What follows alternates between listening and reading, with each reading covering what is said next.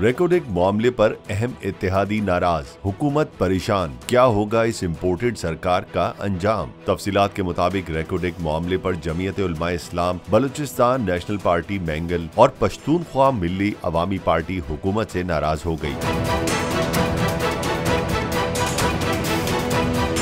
गुज़िश्ता रोज हुकूमत के दो इत्तेहादी जमातों BNP मैंगल और JUI ने विफाकी काबीना के इजलास का बाइकॉट किया था और रेकोडेक के मामले पर हुकूमती फैसलों पर तहफ़्फ़ुज़ात का इजहार किया। बाद अज़ां इम्पोर्टेड सरकार ने डूबता इक़्तिदार बचाने के लिए हाथ पांव मारना शुरू कर दिए। विफाकी वज़रा अयाज सादिक और आज़म नज़ीर तारड़ पर मुश्तमिल हुकूमती टीम ने नाराज इत्तेहादियों से मुज़ाकरात किए। ज़राए के मुताबिक वज़ीर आज़म की कायम करदा काबीना कमेटी ने रेकोडेक मामले पर नाराज इत्तेहादियों को राजी कर लिया है।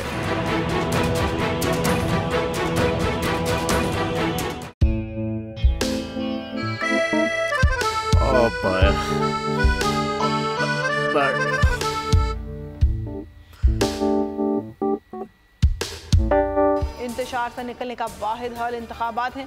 हकीकी आज़ादी मार्च आज रवा। हाँ, आयत के मुताबिक अगर आप उसको ये रिपोर्ट दे दे तो मैं आपको अपनी 4 सीटें दे दूंगा। मौलाना हाँ साहब, वो जो रिपोर्ट हमें दे दे और वो जो नीली पीली चैनल है वो लगाए।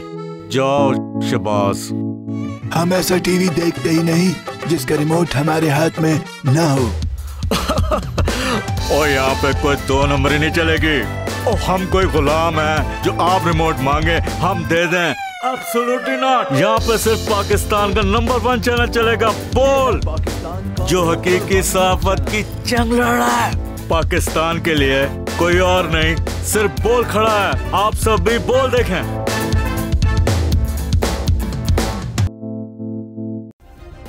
सब्सक्राइब करें और बेल दबाएं ताकि कोई खबर रह न जाए।